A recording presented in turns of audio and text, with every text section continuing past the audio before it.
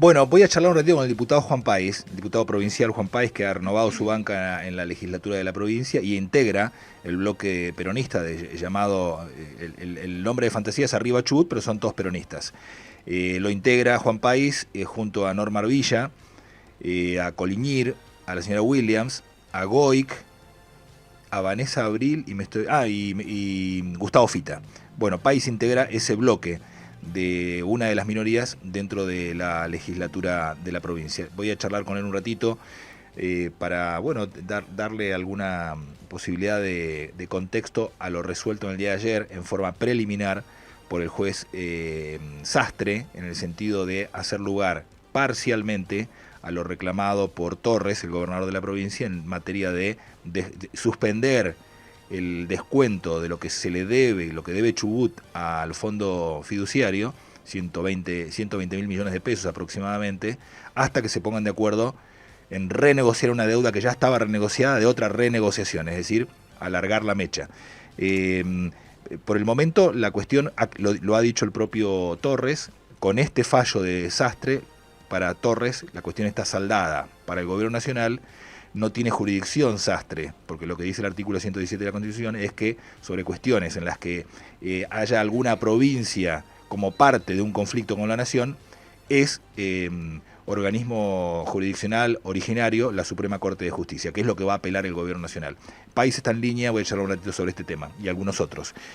Juan Páez, buen día. Ricardo Bustos te saluda aquí en FM del Lago, para la cordillera y para otros lugares donde nos escuchan. ¿Cómo estás? Buen día, Ricardo. Un saludo para vos y toda tu audiencia que me dicen que es muy amplia allá por la cordillera. Bueno, Juan, gracias por atendernos. Ayer a la tarde, cuando se dio a conocer, cuando el juez federal Sastre dio a conocer su resolución que suspende el cobro o ordena al gobierno nacional que siga cobrando lo que la provincia realmente le debe a la nación hasta que se pongan de acuerdo en una renegociación de una deuda que ya había sido renegociada, no hace lugar a la otra pedido de Torres, que era que le devuelvan lo que ya le cobraron, los 13.500 millones de pesos, eso no, lo que se cobró, no se lo van a devolver. Y Torres dijo, la cuestión está saldada. ¿Cuál es tu opinión? No creo que esté saldado, creo que es una solución provisoria en el marco de un conflicto que entre nación y provincia casi te diría sin precedente y que venía escalando muy fuerte.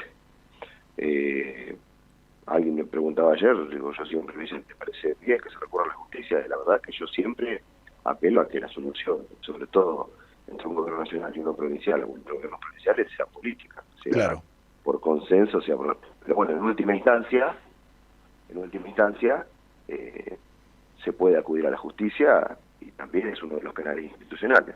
Celebro que por lo menos el gobernador haya encauzado su planteo a través de un canal institucional como una acción judicial y no con la manifestación que había realizado en un acto que entiendo que es propia de la euforia de un acontecimiento con miles de personas y no un recurso habitual por parte del gobernante.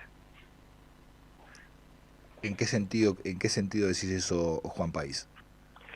¿La euforia en qué sentido? Sí, la euforia en el sentido de decir ¿La indignación o la bronca? Sí, la euforia me refiero al acto público el día viernes de la semana pasada, el Comodoro Rivadavia. En el día de Comodoro. Exactamente, cuando el gobernador manifiesta ahí, ya no tiene sentido referirse a eso porque ya pasó, pero cuando el gobernador manifiesta que no iba a ser ni una vuelta de petróleo, que se iba a cerrar la llave de Termap y eso. Parece que era más propio de ese momento rodeado de personas que de una decisión razonada, meditada y de algún hecho que tuviera algún activo de concreción. Claro. Y si hubieran sido ustedes los que estaban en el gobierno, ¿cómo lo hubieran resuelto? Si el PJ hubiera estado en el gobierno, ¿cómo lo hubieran resuelto esto? Yo creo que se hubiese, primero, la primera responsabilidad es del gobierno de el día 11 de diciembre estar sentado en las puertas del Ministerio de Economía y del Banco Central para tener la posibilidad de renegociar la deuda. Nosotros dijimos que la deuda, si éramos gobierno, la íbamos a renegociar y que teníamos un problema de perfil de deuda. Chubut no es tan grave el problema de la deuda de Chubut en relación a su cuantía. Tiene un problema sí con los vencimientos de este año, con lo cual el principal objetivo debe ser una renegociación para tener plazos razonables. Pero bueno. Lo que pasa que la renegociación viene, o sea, la renegociación que hizo Arcioni es una renegociación de una renegociación que ya había hecho, y bueno, acordaron con el gobierno de Massa postergarlo, diferir los pagos, empezar a hacer los cobros a partir del mes de enero, justo a partir de cuando Torres se sienta. De todos modos, el Estado es uno, con Torres o con Arcioni, el Estado es uno solo. Sí, seguro, pero también se puede renegociar, y en este sentido, y yo no soy un defensor de la gestión actual, pero en este sentido también es cierto que existen principios del federalismo, como la buena fe federal y la lealtad federal. Cuando un gobierno de una provincia viene y te dice, refinanciame, no me quiero refinanciar, no hay problema, bueno, te pago todo, autorizame porque me dan los márgenes y la ratio para poder tomar mi propia deuda, cambiar de acreedor y pagarte todo. La buena fe implica que se tiene que permitir ese pago, porque acá es donde se empieza a mezclar la cosa y donde se alteran las situaciones. Es cierto que existe un convenio que permitía, como última instancia, porque tampoco el descuento es automático, porque también en esta cuestión de la lealtad federal y de la buena fe debe existir integración previa, comunicación, para que se agoten todos los mecanismos previos al descuento y la retención de coparticipación. Y entonces, en ese sentido, yo creo que el gobierno nacional ha obrado de mala fe al retener intempestivamente, porque se altera el normal desarrollo y funcionamiento de un gobierno. Y no somos tampoco tan ingenuos como para pensar que no fue una decisión que estuvo estrictamente relacionada con la acción judicial también llevada a cabo por el gobierno, planteada por el gobierno, que le ordenaba al gobierno nacional restituir el subsidio al transporte que no... Sí. Que se estaba agitando a la provincia. Porque yo entiendo que el gobierno nacional pensó que esto iba a ser una escalada y que todas las provincias iban a demandar en el mismo sentido. Claro, es que si todas las provincias se encolumnan detrás de esta posición, nadie quiere pagar las deudas. Y hay dos obligaciones que son distintas. Torres tiene una obligación, una responsabilidad que él se ha autoimpuesto a sí mismo, que es comenzar el ciclo electivo, pagar a los empleados, y Milei tiene una obligación que se autoimpuso, que es atacar la inflación y el déficit. Bueno, cada uno tiene distintas obligaciones, no deberían ser incompatibles unas con otras, ¿no? No, seguro, pero yo no me estoy refiriendo a la cuestión de fondo, subsidio sí, subsidio no. Me estoy refiriendo al hecho concreto de que cuando un Estado provincial lo dice, ¿me refinanciás? No, bueno, no hay ningún problema, entonces te pago todo. Autorizarme porque tengo una autorización legislativa para emitir. Bueno, ahí 200 millones y te quiero pagar el total de la deuda. Ahora bueno. Sobre ese tema puntual de la refinanciación, yo creo que ya es una cuestión de forma, porque como lo dijo Torres, dijo, esto es una cuestión saldada, o sea, volver a discutir sobre esto ya está. O sea, acepto que el gobierno nacional busque un persalto. En realidad no es una cuestión saldada porque bueno, es lo que dijo él, que es una cuestión saldada. Bueno, pero si usted lee la sentencia indica no devolvernos ya retenido, sí, y abre los mecanismos institucionales para que las partes se pongan de acuerdo. Y mientras tanto, ordena no retener. Pero la cuestión no está saldada hasta que no se sepa cuándo va a ser el mecanismo de pago de esta deuda. Está bien, eso es lo que entiendo yo. Sí, yo entendí lo mismo de haber leído las 17 páginas de la sentencia. Dice, siéntense a negociar. Exactamente. Mientras tanto, y yo creo que esto el juez lo hace en función de esto que te digo, de estos principios de buena fe federal, de lealtad federal, mientras negocian porque hay voluntad de pago, no retenga. Eso es básicamente lo que dice la sentencia. Sí, básicamente eso dice la sentencia. No mucho más que eso, más allá de llevándolo al llano, ¿no? Sí, más allá de todas las consideraciones que hace políticas el juez, más que judiciales. Hace consideraciones políticas sobre la imposibilidad de que le genera mucho inconveniente a la provincia si le descuentan mes a mes los 13.500 millones de pesos. Que llamablemente en Argentina hace ya muchos años que la justicia ingresa en el terreno de lo que otrora el constitucionalismo llamara cuestiones políticas no justiciables. Esto es un vicio de los últimos, te diría, 25 años, donde comienza cada vez más a tomar preponderancia y lo que no soluciona la política muchas veces termina acudiendo a la justicia y las soluciones de la justicia no terminan siendo soluciones cuando el hecho es esencialmente político. Claro. Sucede eso. Terminan siendo parates o cuestiones que, mire, sin ir más lejos, hay una ley que yo no comparto, pero que en la provincia de Chubut, que creo que fue en el gobierno de Anel, que declaró la nulidad de unos decretos del Poder Ejecutivo Provincial, y está muy relacionado con la cuestión de las tierras en la cordillera. Y resulta que cuando el fiscal de Estado hace un planteo, porque lo ordenan que inicie acción para que se restituyan todas las tierras al Estado provincial, cuando hace un planteo de inconstitucionalidad, por ejemplo, el Superior Tribunal de Justicia, en lugar de declarar la inconstitucionalidad o no, resolvió que la ley entre en suspenso hasta que la legislatura sancione una nueva ley. Fíjese como una cuestión... ¿Cómo va una ley? Va a ser entrar en suspenso hasta que se sancione otra. Se está metiendo en una jurisdicción... Claro, ¿no? O es inconstitucional o no es inconstitucional, pero fíjese cómo a veces el juez judicial juega la política... El juez cede a la tentación. Exacto. Sastre, sucede. Claro, Sastre, según vos, en el contenido de la sentencia, más allá de la resolución, la resolución son 4 líneas, ¿no? Pero en los considerandos de la resolución, en el preámbulo de la sentencia, vos entendés que ha habido como una intromisión en cuestiones políticas más que jurídicas. No estoy diciendo eso. No estoy diciendo eso. Estoy diciendo que la política habitualmente está recurriendo a la justicia para solucionar problemas que son políticos. Que deben resolver por vía del diálogo y del consenso. El juez resolvió en función de lo que le plantearon, y claramente tiene que analizar los hechos, porque el derecho no se aplica nunca aislado de los hechos. Pero la verdad es que si se tuvo que recurrir a un juez es porque hubo incapacidad de la dirigencia para ponerse de acuerdo, y en esto no puede ser nunca atribuible a una sola de las partes. Entonces habrá habido seguramente una retención intempestiva, quizá arbitraria, también debe haber faltado comunicación, diálogo, quizás precisión en la presentación de documentación. No sabemos con precisión el fondo, porque más allá de uno tener responsabilidad institucional y política, no gestiona la cartera de Economía. Sí creo que las alertas debieron saltar muchísimo antes y no cuando se hizo efectivo la retención. Claro. Ahí hay una cuestión casi te diría anecdótica, y me voy a hacer eco de las palabras de Torres, que dijo que esto está saldado en el sentido del conflicto saldado. Después, por supuesto, habrá que pagar, porque hay una deuda y hay que honrarla, las deudas se pagan, pero Torres dijo, esto está saldado. En ese sentido, igual quiero traerte un pequeño detalle, porque ahí hay 2 versiones distintas. Torres dice, nos cerraron las puertas para una renegociación de deuda, y el gobierno nacional, o Franco, dice, nosotros le dimos respuesta y le pedimos una serie de información que nunca nos respondieron. El famoso mail perdido. Sí. Yo creo que ahora, yo te voy a decir... Ya es anecdótico eso, ¿no?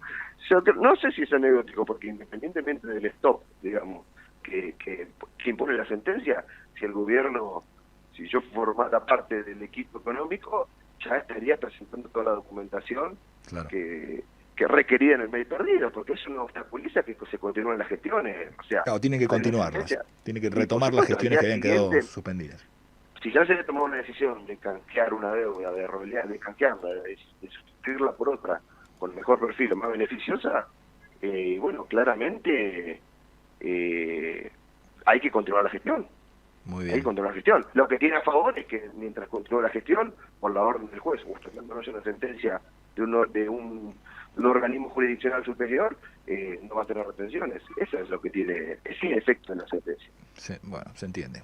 Como para que la gente lo entienda, era una deuda que tenía. Si lo voy a poner en términos más concretos, por si la gente por ahí está perdida en el tema o lo escuchó muy de refilón. Es como si alguien tiene una deuda en el banco, no sé, cualquiera, una deuda de un préstamo que sacó, y está complicado para pagarla, va al banco, le dice, che, renegociamos la deuda, y en el banco le dicen, mirá, no calificás para que te la renegocie. Digamos, sí. tu cuota del préstamo que tenés, que quedan 12 cuotas, vence todos los 5 de cada mes, y el 5 te la debitan. Entonces, bueno, vas al juez, y el juez ordena que el banco frene la ejecución de la deuda, hasta que se ponga en el nuevo acuerdo, y renegocien esa deuda. Palabras más, palabras menos, por ahí sería la cosa. Sí, algo así. Algo parece, para que la gente, aquel que estaba distraído, lo entienda. Algo así. Lo que pasa es que también el gobierno nacional es errático al no tratar de la misma manera todas las provincias. Y ahí es cuando surge la arbitrariedad. Porque, por ejemplo, Tucumán, que está endeudada con el Fondo Fiduciario para el Desarrollo Provincial también, no se le retuvo absolutamente nada. Entonces, la arbitrariedad es lo que genera este tipo de cuestiones y los planteos así, entiendo Claro. yo, con tanta vehemencia y desde el punto de vista jurídico de la justicia. Sí, claro. Te cambio de tema, pero sigo con este tema. Vos dijiste algo recién, yo te escucho con atención y voy anotando cosas que decís.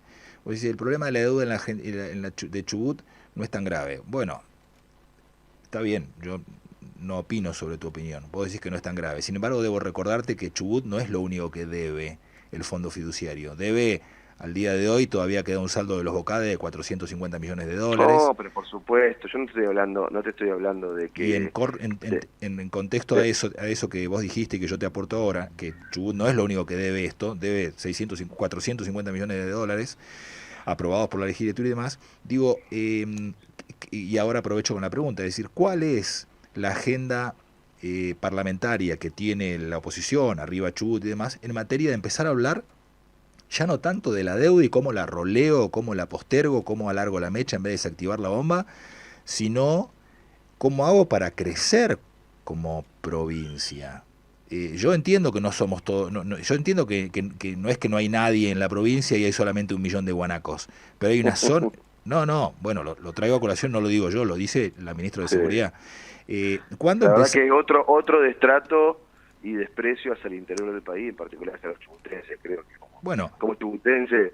como dato hay que saber que la meseta está en 50 años, se ha despoblado al 50%. La meseta está despoblada, No, cada vez vive menos sí, gente mucho ahí. más, en realidad, si la meseta representaba el 15% a fines de los 60, el 15% de los habitantes de la provincia y representa menos del 1,5%.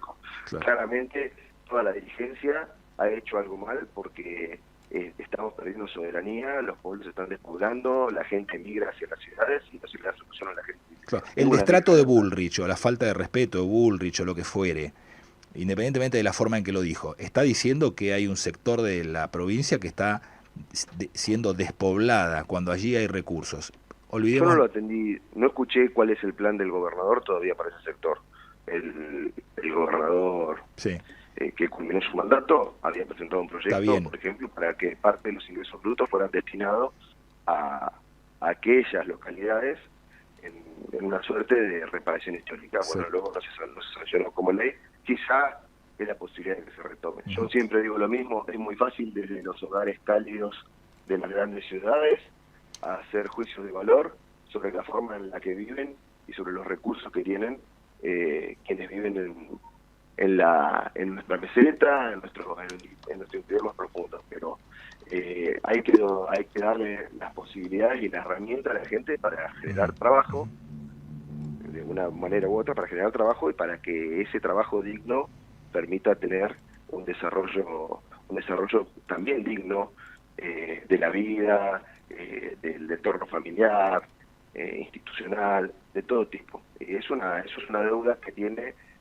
la democracia chubutense con el interior de la provincia y sobre todo con nuestra meseta central, con Castres, Gangán, Telsen, Lagunita Salada. Es algo que en algún momento tiene que resolverse, lógicamente. Claro, y ahí va la pregunta que te quería hacer es, en base a eso y en base a que, digamos, en marzo, el 1 de marzo, se abre el periodo de sesiones ordinarias, ¿cuál es la agenda que tiene la oposición, es decir, arriba Chubut, el justicialismo, en torno a esta cuestión de, bueno, plantearle al gobierno una discusión sobre temas vinculados a la producción, ya no tanto de hablar de cómo se reprograma la deuda, la emergencia económica? Recordemos que hay una emergencia económica en la provincia, que ustedes le dieron vía libre al pedido de Sí, emergencia. 18 meses, sí. Se prorrogó la emergencia Claro. económica. Pero ¿cuándo podremos hablar de algo que no sea emergencia económica o deuda, no? Me parece que hay que crecer. Y la verdad es también que en esto seamos buenos, por decirlo de alguna manera, cuando con un país que está en el marco de una recesión es imposible que una provincia crezca airadamente, salvo que se encuentre en un ciclo virtuoso explotado, como por ejemplo el de Neuquén, Claro. cuya cuestión macroeconómica, donde la macroeconomía no termina impactando en la micro, porque o tal vez sí por decisiones, pero el crecimiento y la producción provincial se mantiene constante independientemente de las diferentes variables que no dependen de la provincia. No, pues tiene vaca muerta. Yo lo corregía el otro día, el gobernador tiró un dato erróneo en la legislatura, dijo que Chubut era la cuarta exportadora. Chubut no es más la cuarta exportadora, desde el 2022 lamentablemente somos la quinta. Neuquén nos ha desplazado y por muchos millones de dólares, y eso tiene que ver con nuestra incapacidad para producir más o para exportar más en todo caso. Debemos atender la cuestión de la pesca. Se están despilfarrando recursos en el marco de un conflicto. Eso también es gestión política. Es una gestión política que no ha podido encauzar el gobierno, más allá de que diga que han encarcelado a algún dirigente. No pueden solucionar la cuestión, no pueden mediar. Debe intervenir necesariamente el gobierno provincial, porque hay recursos muy valiosos, se puede exportar. Hay que discutir también qué deja cada sector a la provincia y qué le vuelve a cada chubutense como consecuencia de ello. Ya no puede ser que la provincia en su totalidad viva en más de un 60, casi 70% del petróleo, porque cuando se habla de que la recaudación de la provincia son tercios, y se dice que un tercio de regalías hidrocarburíferas, otro tercio el resto de los tributos, y el otro la coparticipación federal, lo que no se dice es que de los tributos que recauda la provincia, la mayoría son producto de los servicios que brinda la industria petrolera y del pago, por ejemplo, de ingresos brutos, sellado, etcétera, con lo cual la provincia es mucho más dependiente del petróleo que solo por la cuestión de regalías. Y tenemos que poner el ojo porque, con suerte, la actividad va a ir declinando de a poco, pero va en declino. Entonces, me parece que hay ya que empezar a ver, y esto sí, como propuesta legislativa, me parece que como una propuesta del gobierno, A ver, ahí viene tu que hay que respuesta. empezar a ver de qué manera se generan incentivos para la producción madura.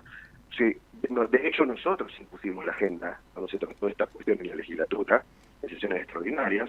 El gobierno únicamente planteaba la potestad de concesionar las áreas, y nosotros exigimos y discutimos que una reducción de regalías y del bono de compensación podía darse únicamente en el marco de aquellas áreas maduras que no fueran atractivas para los inversores en la actualidad, pero que quizá con alguna reducción pudieran llegar a explotarse y generar puestos de trabajo y riqueza para la provincia. Esa fue una imposición nuestra, de nuestro bloque, que finalmente, por suerte, el gobierno decidió discutir, y lo que parecía una carta blanca en el marco de la ley de hidrocarburos terminó siendo una ley de promoción de áreas petroleras marginales.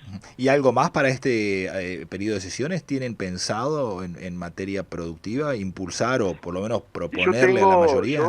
Yo pedí que se retomara un proyecto de mi autoría, que espero que lo puedan mejorar y que entiendo que es perfectible. Tengo un proyecto presentado que lamentablemente no se pudo sancionar el año pasado, que es un proyecto de promoción a las inversiones turísticas.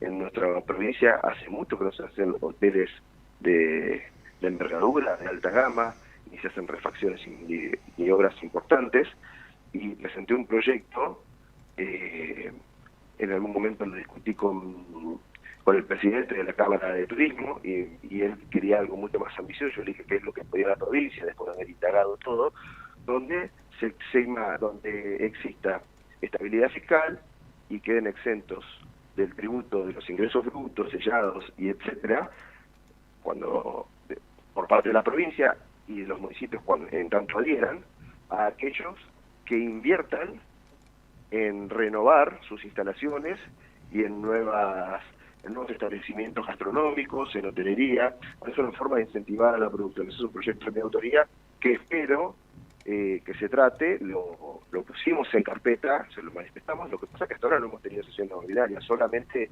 hemos estado trabajando al compás de la agenda que marcaba el Poder Ejecutivo por cuestiones de sesiones extraordinarias. Pero ese es un proyecto que espero, si el ministro es de nuestra zona, que espero que lo tome, y seguramente lo mejor es con datos. Si tienen cuanto más tributos contenga en el marco de la responsabilidad de la estabilidad fiscal que pretendo generarle a quienes inviertan, entiendo que mejor va a ser para todos los chubutenses, porque va a generar la posibilidad de de atraer inversiones. Los chubutenses tenemos muchísimos recursos y riquezas, a veces nos falta abrir la cabeza y pensar que es mejor cobrar muy poco de mucho que tener un tributo alto y no cobrárselo a nadie. Clarísimo. Bueno, muchísimas gracias. Me dicen que hay un par de mensajes para leerte, pero yo no tengo más preguntas para hacerte. Bueno, muchas gracias, Ricardo. Muy bien. Buen día, Juan País. Los mensajes de los oyentes. Uno de ellos dice, ¿qué opina el diputado sobre la publicación que replicó el presidente Milei sobre la cara de Torres con síndrome de Down? 412672 pregunta. Bueno, lo dije públicamente cuando me manifesté en la sesión, que quizás no se ha visto. Yo puedo tener muchas diferencias con el gobernador, que de hecho las tengo, pero es el gobernador de los chubutenses, y me parece, una cosa es la opinión de un ciudadano en particular, que igual sería un agravio espantoso, pero que el presidente de la nación jamás puede compartir una imagen de ese tipo ni retuitearla. Creo que es una ofensa al gobernador de la provincia, a todos los chubutenses en particular, y a todos aquellos que tienen en sus familias y que conviven con personas con síndrome de Down. Bien, otro oyente pregunta, ¿a dónde habrán ido a parar los fondos de la emergencia por el desastre que dejaron las tucuras en Cuyamen, que jamás llegaron a los pobladores? Nos comenta Isabel desde el 591792. Bueno, la verdad es que voy a hacer un pedido de informes porque no tengo una respuesta para darle inmediatamente. Yo no he trabajado en el ámbito legislativo y no tengo toda la información de todas las carteras de gobierno, pero sí me comprometo a hacer un pedido de informe respecto a ese tema. Bien, otro oyente dice, buenos días, ¿cuál es la ofensa de la ministra Bullrich? Si es cierto que están quedando solo guanacos, vayan al interior y vean el éxodo rural, la pobreza, la falta de oportunidades, ni escuelas quedan. No, la ofensa es decir que en la provincia no hay habitantes y que está solo poblada por 1 millón de guanacos. Es despectivo hacia los chubutenses. El dato de que exista guanacos en la provincia y que haya más de 1 millón tanto acá como en Santa Cruz es una cuestión cierta, pero hacer un reduccionismo del pueblo chubutense a que es un desierto y 18 millones de guanacos es un despropósito, y yo creo que es una falta de respeto a los chubutenses, independientemente de la existencia de los animales en nuestro territorio de la provincia. Bien, y el último mensaje pregunta, ¿cuesta mucho apostar más a la energía eólica y solar en Chubut? Creo que es un recurso que nos sobra, el viento y el sol. Leo Medina de Trevelin con su aporte desde el 694355. No, la energía eólica es el futuro de la provincia, pero bueno, esto Ricardo lo conoce muy bien. Necesitamos aumentar la capacidad de transporte. Tenemos una gran oportunidad con la energía eólica. Este sí es un tema de agenda, Ricardo, y me olvidaba de decirlo, yo lo estoy trabajando. Sí. Estoy preparando un proyecto de ley. La estabilidad fiscal de aquellas empresas que apostaron por la energía eólica se agota el 31 de diciembre del 2025.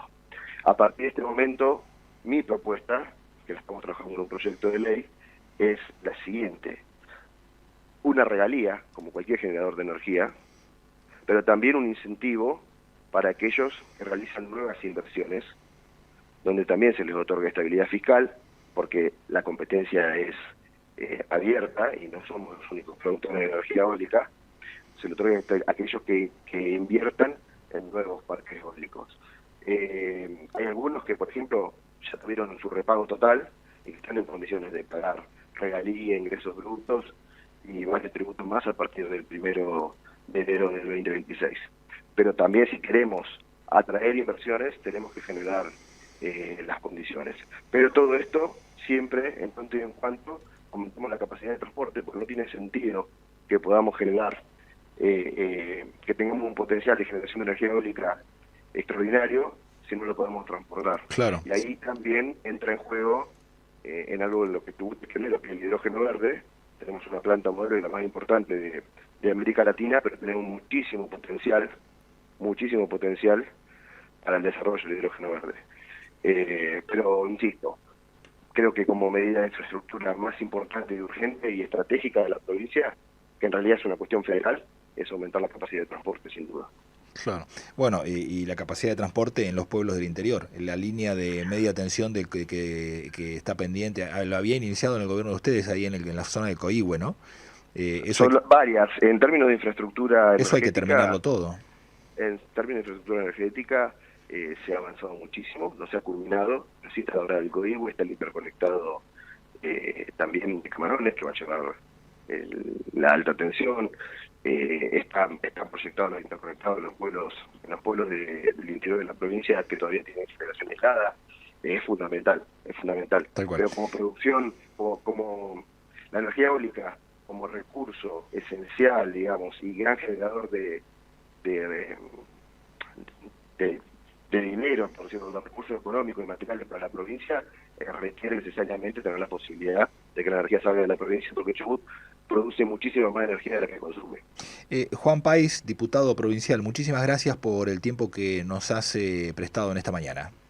No, gracias a vos y siempre un placer. El Saludos. diputado Juan Páez integra el bloque de Arriba Chubut, el bloque de la oposición. Son prácticamente 7 diputados, encabezado por Norma Villa, Emanuel Coliñir, Mariela Williams, Tatiana Goy, el propio Juan Páez, Vanessa Abril y Gustavo Fita. Son las 9:59 en la Argentina.